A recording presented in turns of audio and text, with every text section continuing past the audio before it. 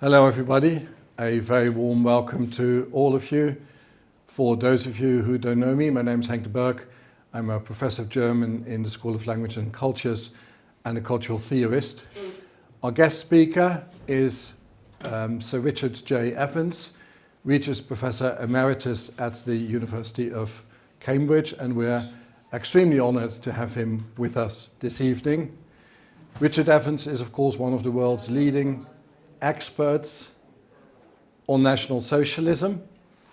Many of you will have read his 3-volume standard work on German history, 1871-1945.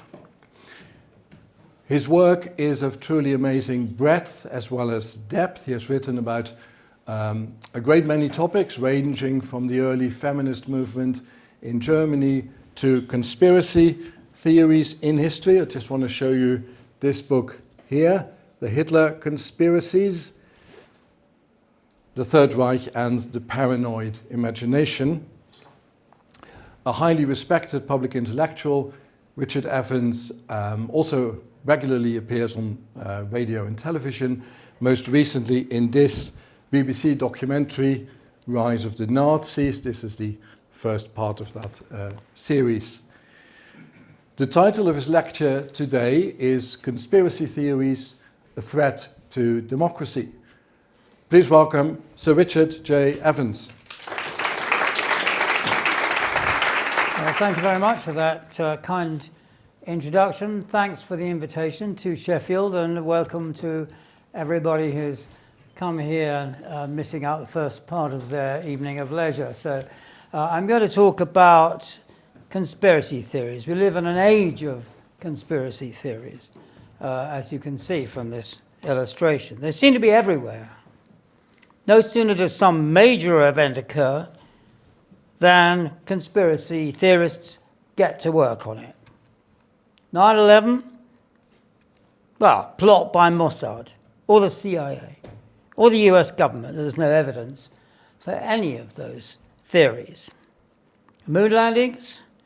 Staged in the American desert, or in a film studio, or in a museum, in order to fool everyone into thinking they were real. Actually, the evidence for their reality is overwhelming. Global warming, caused by human activities? It's a myth invented by scientists to get big research grants for themselves, or reality that's only challenged by scientists working secretly for oil companies and mining corporations. What about the salient fact, of course, that over 97% of the world's scientists found the evidence for human-caused global warming overwhelmingly convincing. Conspiracy theory is like this. Almost everyone seems to agree, are more widespread and more pervasive than they've ever been before. One thing they seem to have in common is a deep suspicion of government. We may be told officially that the MMR, mumps, measles and rubella vaccine gives our children protection against dangerous diseases. Wait a minute, there we go. But the conspiracy theorists know that in fact it causes autism. A fact they allege is being covered up by a conspiracy theory hatched between government and medical scientists. A claim, in fact, that's caused numerous deaths from measles among children of parents who refused to have them vaccinated. The coming of the internet, it seems widely agreed, has been the main force behind the spread of such theories. They're undermining trust in political systems, even causing people increasingly to question the fundamentals of our democracy. In the USA, for example, Donald Trump actively propagates a whole range of conspiracy theories, from the claim that Barack Obama was not born a US citizen and falsified his birth certificate, and that's how Trump first of all got into politics. He did not, of course. He was born a US citizen in Hawaii. To the charge that Supreme Court Justice Scalia was murdered, and he wasn't, needless to say, or that thousands of Muslims celebrated in New York when the Twin Towers were destroyed, and they did not. It's pure invention. On the alt-right, the alternative right, websites such as Alec Jones's InfoWars claim that the Bilderberg group of senior world statesmen is a cover-up for the creation of a new world order, as they call it, in which national democracies are being replaced by a global dictatorship. There we are, the Bilderberg, Illuminati. I frequently get invitations by email to join the Illuminati, and it's very tempting to become part of a massive world power conspiracy, but so far I've managed to resist. The monarch, the entire British government, the ruling elites of the world, according to conspiracy theorist and former BBC sports anchor David Icke, are in fact flesh-eating green lizards from outer space, conspiring to take over the globe and concealing their true identity by disguising themselves as humans. As you can see how it works there, according to this particular conspiracy theory. And these are only a few of the conspiracy theories that are swirling around on the internet, broadcast on radio and TV channels, spread in the press, propagated through books and articles, endlessly discussed in clubs and societies, pubs and bars, in countries across the world. From 2013 to 2018, an interdisciplinary project on conspiracy and democracy, which I led, based in Cambridge at the Centre for Research in the Arts, Social Sciences and Humanities, known by the acronym CRASH. It was going to be initially Centre for the Arts, Social Sciences and Humanities, but that would have been CASH, and that was really a bit kind of suspicious. Funded by the Leverhulme Trust. And it brought together historians, political scientists, philosophers, anthropologists, and internet engineers even, to investigate this phenomenon. Building on the work of this project, I'd like to address 5 widespread beliefs about conspiracy theories. First, that they're a new phenomenon, specifically that they are the product of the internet. Secondly, that they're created by postmodern relativism or uncertainty about the truth in the face of the knowledge overload from which we're all suffering, or an attempt to make complex explanations reducible to a few simple formulae. Thirdly, that they belong in the realm of fantasy and are always the product of a paranoid imagination. Fourth, that they're particularly prevalent in democracies. And fifth, that they fundamentally follow the same patterns and structures of thought. And after saying a bit about each of these beliefs, I'll conclude with an assessment of how conspiracy theories relate to democracy and whether they constitute a threat to it. So let me begin then by asking whether conspiracy theories are a new phenomenon, spread above all by the internet.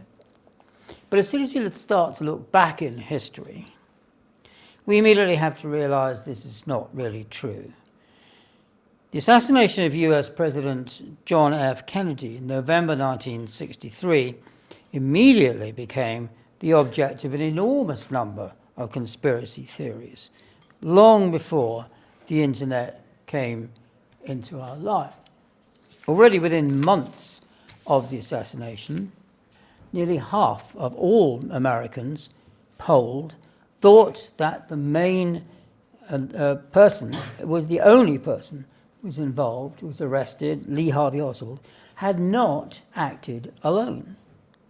By 1983, 20 years after the assassination, this proportion had climbed to 80%, reflecting, I think, the effects of the Watergate conspiracy revelations on American public opinion. That is, when a burglary, a break-in at the Watergate Hotel, which is the headquarters of the American Democratic Party's election campaign in 1982, was eventually discovered to have been orchestrated by Republican president candidate Richard M. Nixon in the White House.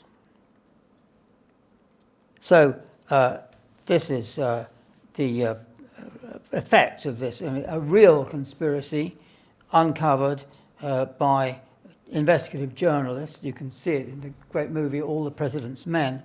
This had dramatically increased Americans' beliefs in a plot behind the assassination of President Kennedy. Conspiracy theories have an even longer history than that. The moment, most recently, it's a belief in a conspiracy of people that killed JFK is hovering around 60%. The Great French Revolution of 1789-94, for example, was absolutely permeated by conspiracy theories. From Robespierre's accusation that his enemies, such as Danton, were conspiring with the British to overthrow the revolution, to the so-called Great Fear, when peasants were inspired to rise up and attack landowners in their castles in the belief that they were engaged in an aristocratic plot to murder them. You have a contemporary illustration, the Great Fear. That's an example of a conspiracy theory spread by word of mouth among mainly illiterate peasants. Even seemingly stable political systems have been prone to such beliefs. Secret societies and conspiracies, British Prime Minister Benjamin Disraeli lamented in 1856, and I quote, "cover Europe like a network. Acting in unison with a great popular movement," he went on, "they may destroy society, as they did at the end of the last century," meaning the French Revolution. It was fear of a repetition of the Great French Revolution of 1789 to 94 that inspired such paranoia. Prince Metternich, the conservative statesman who devoted his career to trying to maintain the status quo, called the secret societies, and I quote, "a real power, all the more dangerous as it works in the dark, undermining all parts of the social body, and depositing everywhere the seeds of a moral gangrene which is not slow to develop and increase." Only close cooperation between the great powers of Europe, he told Tsar Alexander I of Russia in December 1820, could ward off this threat. The whole of Europe was being undermined by the plots and conspiracies of secret societies such as the Carbonari, originally meaning charcoal burners, but present in Italy and France above all. "Among peoples which are sick," said one of Metternich's allies in 1815, "you will find conspiracies."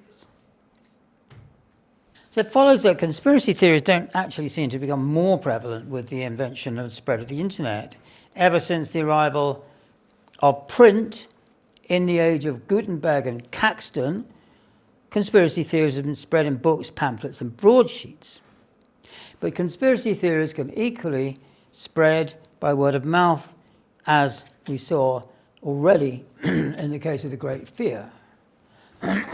In the Black Death, the devastating bubonic plague that swept across Europe in 1348-9,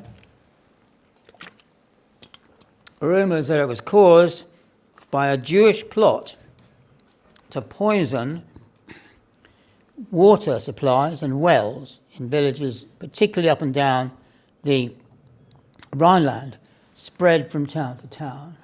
There's an illustration of one of the pogroms along the River Rhine, which resulted in horrendous scenes of German Jews being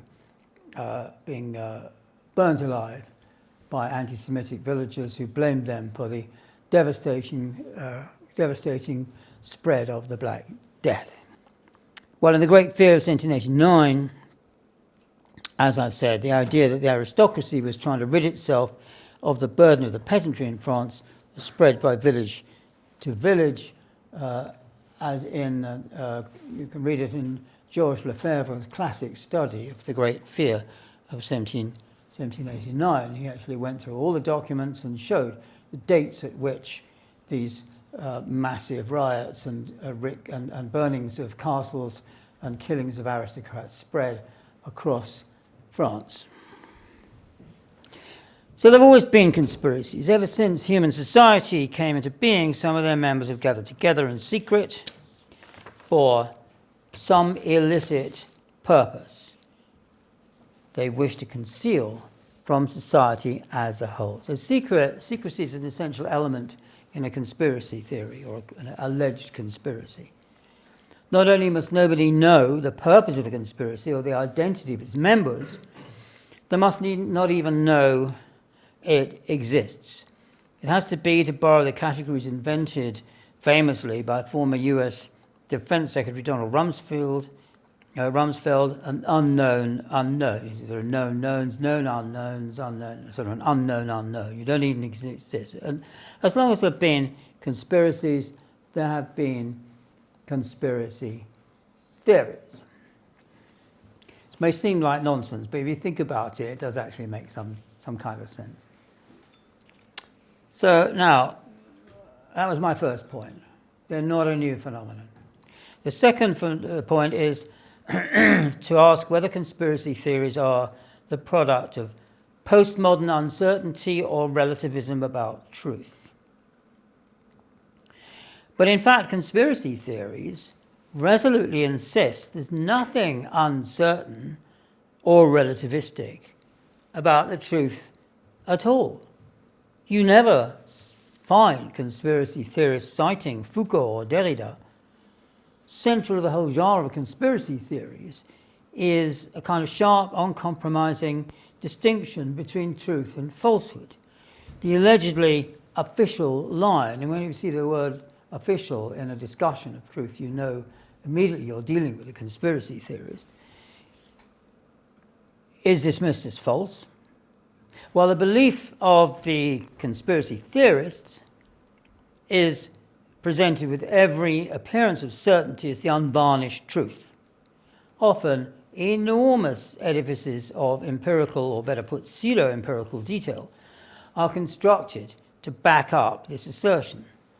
If you think that conspiracy theories are a way of reducing the complexity of the modern world and the information overload to a simple formula, you only have to look at the painstaking compilations of evidence assembled by the advocates of almost any conspiracy theory to realize you're wrong. If you look, for example, for the conspiracy theory that says that the flight of deputy leader of the Nazi Party, Rudolf Hess, to Scotland in 1941, on 10th of May 1941, was not his own harebrained scheme, but the product of a conspiracy, you can see that the conspiracy theorist who wants to show this as a result of a plot of some kind or other has produced now no fewer than 8 volumes of argument and purported evidence to try and show that it was a plot and not the individual Hess. But at the same time, I do think that the concept spread in the 1980s and 90s through humanities departments on campuses, through America in particular, that there's no such thing as absolute truth. Truth is a matter of perspective. There's my truth, there's your truth, both are equally valid, has played a role in downplaying the importance of evidence in establishing truth, opening the way to the free play of unsubstantiated opinion. This, in turn, is indeed encouraged by the internet, where opinion rules and the traditional gatekeepers of argument and reporting, news editors and so on, no longer function. If you really think about it, the idea that truth is a matter of perspective, truth is given to a statement by the reader, not by the writer, you just have to turn it upside down and say, okay, you're saying that as a post-structuralist, a postmodernist theorist, why should I believe you? After all, what you're saying is not the truth. It's only one perspective. And there's equal validity in a statement that there is only one perspective as the statement that there are many perspectives on an event. So come to my third point, conspiracy theories aren't always or necessarily wrong. Many of them were no mere fantasies, but had and sometimes still have a basis in the truth. Our project at Cambridge looked at the relationship between conspiracies and conspiracy theories as a central part of its work. In the 1820s, secret societies, I think back to what Disraeli was saying a few years later, did indeed proliferate. Some, like the Carbonari in Italy and France, or the Burschenschaften in Germany, really did plot revolutions, of which there were a great many in Europe in the course of the decade. Most of them unsuccessful, but some of them not. Recently, subject of a wonderful new book by Maurizio Isabella on the revolutions of the 1820s. In Britain, the Cato Street conspiracy, in which Thistlewood and his fellow plotters planned to assassinate the entire cabinet, provided an equivalent. In all cases, the activities of police spies and infiltrators served only to increase the sense of paranoia all around. And here's a cartoon of the denouement of the Cato Street conspiracy. I'm not sure you can actually read the speech bubbles. There's a guy on the right trying to climb out of the window, get free. This is the Hayloft plot of Thistlewood and 24 conspiracies at 8 o'clock in Cato Street, Edgware Road, London. They're all arrested and tried for treason. In our own time, some conspiracies about key events have indeed turned out to be true. The destruction of New York's Twin Towers in 2001 was the result of a conspiracy. It's a conspiracy hatched within the Islamist extremist movement of Al-Qaeda. The break-in to the Democratic Party headquarters at the Watergate Hotel in 1972 was the result of a conspiracy hatched in President Nixon's Oval Office. The bombs that went off in London on the 7th of July 2005, 7/7 known, were the result of a conspiracy hatched by British-based Islamist extremists. Some major events are indeed the product of small groups of people meeting in secret to plan them.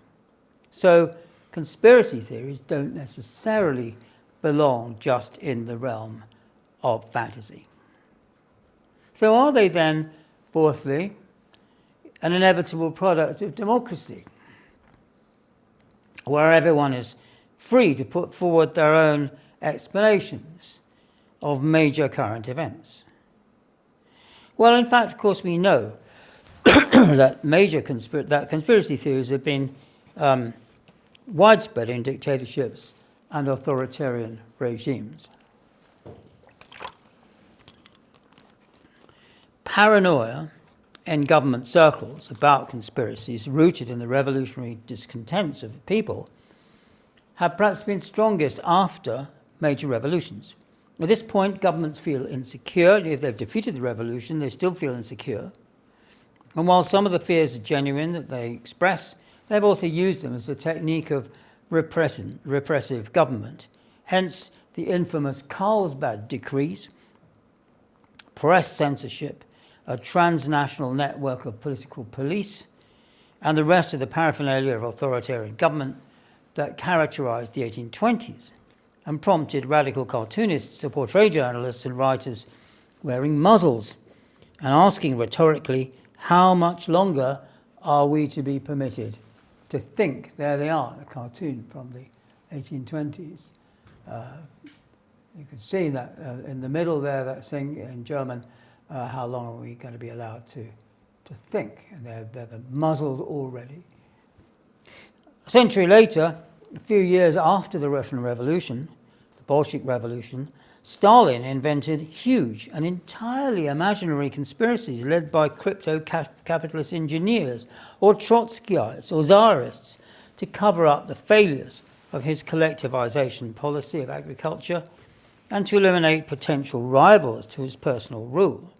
He dramatized them in show trials, during which the accused, often long-term old Bolsheviks who had been working with Stalin since before World War I, confessed to having conspired against the Russian Revolution and the Bolsheviks from the very outset. And the show trials were, of course, confessions written by old Bolsheviks, written by Stalin and his secret police, and delivered in open court, largely because the alleged conspirators' families, their children in particular, had been threatened by Stalin's secret police with elimination, as it was called, should they not conform. A dictatorship like that of Hitler banned all political movements apart from the Nazi Party and forced all organizations, including the press and news media, to close down or be turned into Nazi ones, forcing Hitler's critics and opponents to go underground and work conspiratorially, even if it was only to produce leaflets and pamphlets for secret distribution at night, or merely to keep the flame of opposition, of communism or socialism, burning until better times came. Where open dissent and criticism are impossible, the only way to oppose government is by forming a secret society or a conspiracy. And that is this is Fidel Castro, the dictator of Cuba, the then President Carter, a liberal Democrat, asking him why he's been shooting dissidents. So, and that, of course, is another reason why the 1820s were a period of massive repression, because democracy, even representative government, was extremely rare on the European continent. And the only way, given the proliferation of secret police agencies and so on, you could actually oppose a government like that of Prince Metternich was to form a secret, to do it in secret so the police didn't find out. For Metternich, Stalin, or Hitler, positing a conspiracy was a convenient and intellectually easy way of accounting for opposition, or getting rid of it by portraying it as the tool of secret and malign forces. Creating a fear of conspiracy could be a way of summoning one up. During the French Revolution, Robespierre denounced conspiracies with growing frequency and intensity, sending more and more alleged conspirators to the guillotine, declaring the only way to stop conspiracy was to cut off its head, and indeed the heads of everyone involved in it. Eventually, as his reign of terror threatened to consume everyone, by 1794, a real conspiracy formed, which overthrew him, and it was Robespierre who lost his head, not the conspirators.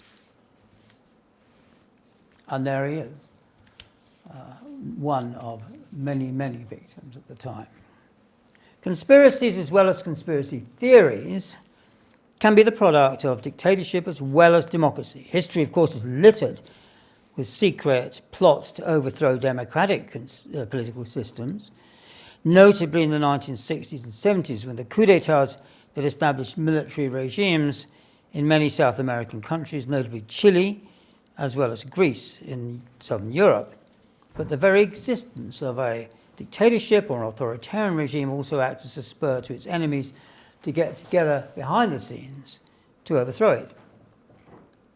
Such events very frequently seem to inspire conspiracy theories, which brings me to the final point on my list. Whether they are true or not, conspiracy theories are often thought to follow more or less the same pattern. So, for example, they often cluster round major political events or crimes, the theories, I mean, which they frequently interpret as the outcome of a plot, an intention or aim produced in secret by a small number of conspirators. Yet, for example, when we look at the numerous instances in history of the assassination of leading political figures and heads of state, we find that most of them have actually involved lone individuals rather than groups of conspirators, even if they've been acting in the name of some wider ideology, and there are plenty available if you look at instances of assassination in the past: anarchism, socialism, nationalism, Catholicism. Often, it seems to many people impossible to believe this fact, hence the conspiracy theories that have swirled around the assassination of JFK in 1963, or around the burning down of the Reichstag, the German parliament, on the 27th of February 1933. As the building blazed away in Berlin, Hitler, the titular head of a coalition government, saw his opportunity and had a decree passed suspending all civil liberties until further notice, which in this case was until the Third Reich came to an ignominious end in 1945. Conspiracy theories often start by identifying as the originators of an event or phenomenon the people who benefited from it. This is the idea of cui bono. Who benefits from an idea? So-and-so, they must have started it. In this case, the Nazis identified the communists and justified their policy of throwing them into concentration camps by asserting that the Reichstag fire was the first step in a planned seizure of power by the Stalinist far left. The communists, in turn, argued in kind of mirror image fashion that because the Nazis benefited from the fire, they must have started it, a theory they and their successors have been trying to prove ever since.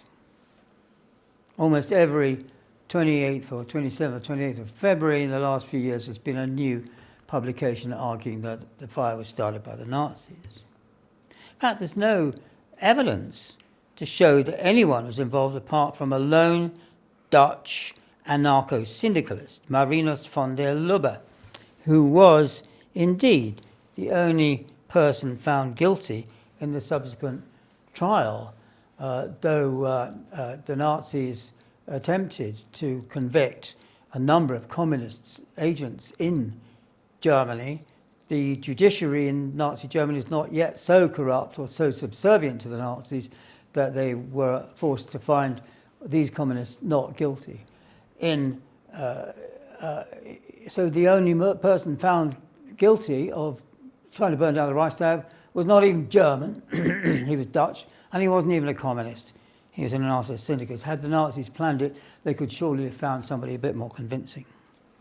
It's hard to accept, however, for many people, that large consequences can come from small individual actions, or that the creation of a dictatorship, as in this instance, was based on the exploitation of an unintended and unanticipated event. Hence, the Reichstag fire, in the mental world of the conspiracy theorists, must have resulted from a conspiracy, not from the actions of a lone and not very bright individual. Van der Lubbe, in fact, had been trying to burn down public buildings in Berlin over the past few days, town hall and various other municipal buildings, and failed. He struck it lucky with the Reichstag, in which the curtains and the dome provided the opportunity for massive conflagration. And linked to this type of argument is a belief that nothing happens by chance. Everything in history happens because somebody wants it to happen. Coincidences, random events don't occur in history. To accept that they do is to concede the arbitrariness and unpredictability of events, and so to open up unsettling possibilities in our own lives. It's far more comforting to think that everything is connected to a web of intention and consequence. It's not surprising to discover that conspiracy theories are more prevalent among people who feel disempowered or shut out from the political process. They perform a kind of compensatory function for those who believe in them, since they convince themselves that they know better than the experts. They're not fooled by what they term, in a word that's an unvariable sign that what we're dealing with the conspiracy theorists, the official version of events. So it's very comforting. You can kind of compensate for your feeling of being disempowered by believing that you know the real truth about some event or some process, and the experts do not. In Europe, at least, democracies have generated conspiracy theories. But these have been directed particularly against government. Democracy generates a public demand for transparency in government that can never in practice be fulfilled. Government secrecy, in turn, and sometimes inevitably necessary, has tended to arouse suspicion. There we are, we can read it. There's the public saying, hey, Mr. Government official, what's going on up there? under a cloak of secrecy. Government says, trust me, you don't need to know. It doesn't seem that conspiracy theories are any more prevalent in democracies than in dictatorships, which are, after all, the least transparent of any form of government. What all this points to is that conspiracy theories can take on a variety of forms and structures, to come to the final point on my list. In order to keep the aims, purposes, and methods and membership of a conspiracy secret, it's important that as few people are involved as possible. Frequently, conspiracies, indeed real conspiracies, have restricted the flow of information to their own members. For example, concealing the identity of some of them from others. And you can see how easily conspiracy can be penetrated. You think back to the Cato Street conspiracy, in which there was a police informer for the government who betrayed them from the very beginning. Police forces and agents of those against whom conspiracies are directed have often tried, as in the Cato Street case, to infiltrate them to discover what they're doing and who belongs to them. And so conspiracies have tried to ensure the loyalty of their members by the threat of retaliation against possible traitors. There's a very good example of this in the so-called FEMA murder, the murders carried out by an extreme right-wing conspiracy organization in the early Weimar Republic, where and one of the members was involved was the future commandant of Auschwitz, Rudolf Höss, who brutally murdered a member of their conspiracy because they thought he was betraying them to the police. The reductio ad absurdum of all of this, of course, is to be found in G.K. Chesterton's satirical novel, The Man Who Was Thursday, where all the members of a supposed terrorist plot, each of whom had a kind of a false name, one was called Monday, the next was Tuesday, and so on, turn out to be police agents, every single one of them. A fact that doesn't stop them from engaging in pitched battles with one another. But it's another kind of conspiracy theory that argues that a secret group of evil individuals is behind almost everything that goes on in the whole world, aided by millions of willing or unwilling, witting or unwitting dupes across the globe. Theories of this kind of conspiracy theories, we call systemic conspiracy theories, posit a very different kind of conspiracy from the small, tightly knit groups of plotters bent on a single end in what we call an event conspiracy theory, whether it's an assassination, a coup d'etat, or massive illicit financial gain. These systemic conspiracy theories are often vast in scale, involving millions of people, journalists, historians, governments, the media, actively or passively colluding in a conspiracy, for example, to suppress the truth about the Holocaust, which in the view of Holocaust deniers never happened, despite the fact there's overwhelming evidence that it did. In other words, that 6 million Jews were killed ultimately on Hitler's orders in World War II by a variety of means in a planned extermination, a planned genocide, including the use of poison gas. But Holocaust deniers say that there are millions of people ever since 1945 who've been colluding in the suppression of this, the truth, which is that it didn't happen. There's overwhelming evidence, I needed to say, that it did. Or it may involve a global elite hell-bent on enslaving people everywhere under an authoritarian new world order, which will come to pass unless the people wake up and realize what's going on. There we are, NWO is New World Order. You are now intermarrying, it's your future. So that is a concentration camp depicted there, the New World Order. So this, they believe, is being set up. And of course, 666 there, giving a religious dimension to the whole conspiracy theory, is the name of the beast in the Revelation of St. John at the end of the New Testament. So Hitler, for example, believed that all Jews all over the world constituted a vast global force in undermining civilization, even if those working for it didn't know that they were, or weren't working for it consciously. Thus, the term used for the Jews by Hitler's propaganda minister, Joseph Goebbels, an anti-Semite every bit as radical as Hitler himself, was der Weltfeind, the world enemy. And that meant a systematic extermination of all Jews across the world. It's very telling that when you read the minutes of the Wannsee Conference, it's a conference held at the beginning of 1942 by major figures in the Nazi apparatus from different agencies like the Foreign Office, the SS, and so on, to coordinate the mass extermination, the genocide of the Jews.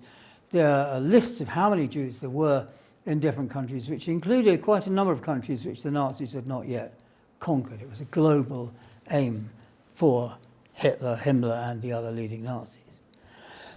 Of course, theories like this are often self-confirming and self-sealing. Every argument put up against them is dismissed either as the product of the conspiracy itself or simply confirming the conspiracy in the first place. Here we've got a lot of penguins, and three of them are arguing. Jeff over there is a conspiracy theorist, says one penguin. He believes the National Security Agency is listening to his thoughts via radio waves from his dental fillings. But if you tell him that as waterfowl we have no teeth, therefore no dental fillings, he invariably says, they've gotten to you too. David Irving, the writer David Irving's defamation action against Deborah Lipstadt and Penguin Books in the year 2000, retold in the 2016 movie Denial, where incidentally I'm played by an actor who should really have lost weight before he appeared, pretending to be me on the screen. This failed. Her claim that he was a Holocaust denier and a falsifier of the historical evidence was vindicated by the High Court. Needless to say, however, the large quantity of evidence, thousands of pages of expert witness reports, my report alone ran to 740 pages, 3 months of court proceedings presented, and all the evidence presented did nothing to change his mind on the subject. And of course, the cartoonists had a field day with this. There's a typical David reaction, says one lawyer to another. He says the trial has never taken place. Matt says, David Irving's new book, that libel trial never happened. I'm into the bit where he's recounting his stunning court victory, says a reader of supposedly of Irving's book about the trial. I mean, the point was so obvious to make that every single cartoonist made it, or in his own way at any rate. Some conspiracy theories are, on the face of it, relatively harmless.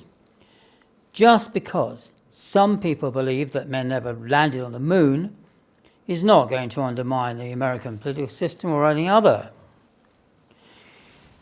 But others are less so. My project commissioned a series of opinion polls from YouGov to examine, the polling agency, to examine conspiracy theories in a variety of countries. And some, the belief that whoever is in government, the same people behind the scenes are actually ruling the country, indeed the world. It's relatively widespread belief. And this is clearly a belief that does tend to undermine confidence in the democratic process.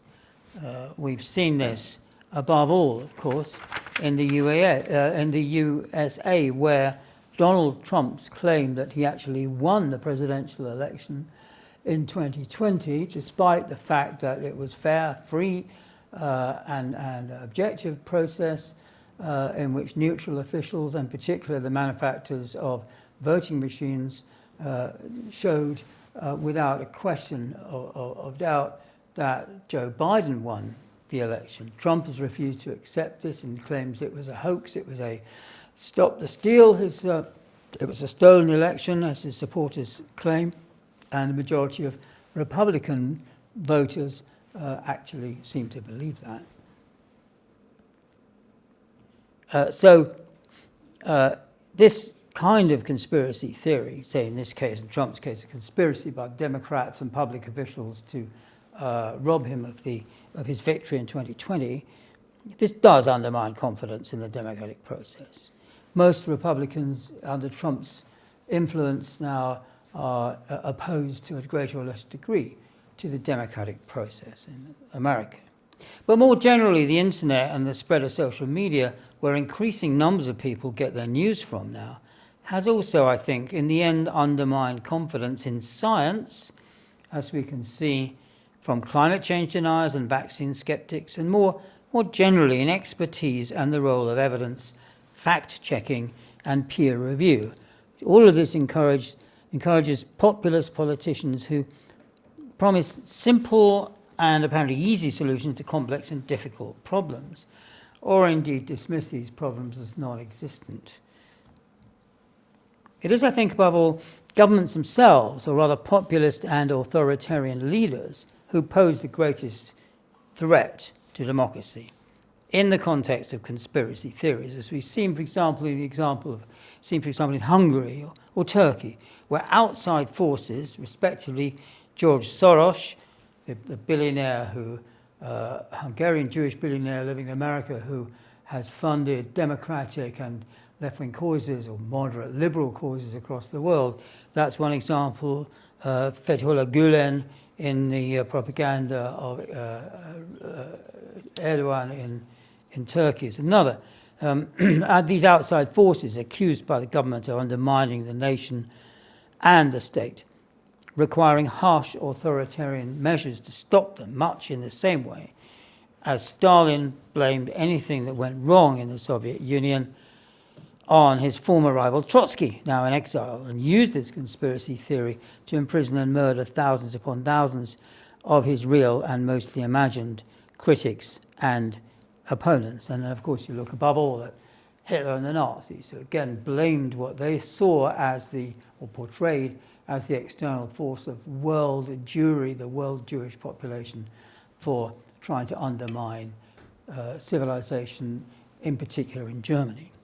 So conspiracy theories, to bring this to an end, pose a range of threats to democracy, from fostering distrust in expertise, undermining rational and properly informed political debate, to serving as instruments through which populist strongmen destroy fundamental freedoms.